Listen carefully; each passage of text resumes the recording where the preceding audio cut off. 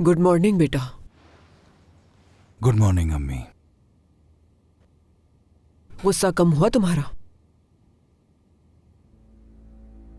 अगर हो भी गया है तो इसका मतलब हरगिज ये नहीं कि कल रात जो भी हुआ मैं उसे नॉर्मल समझूंगा, ठीक है?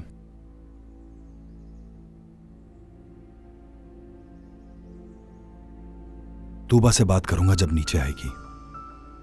अगर नहीं मानी तो उसे कमरे में बंद कर दूंगा और जरूरत पड़ी तो पहले की तरह दरवाजे पर पहरा भी लगा दूंगा।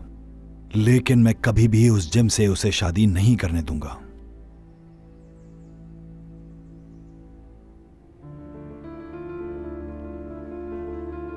करीम, हमें माजी की गलतियां नहीं दोहरानी चाहिए दोबारा। तुम्हारे बाबा और मैंने सवेरा के साथ जो कुछ किया उसका नतीजा तुम्हारे सामने है। बहुत याद आती है वो मुझे।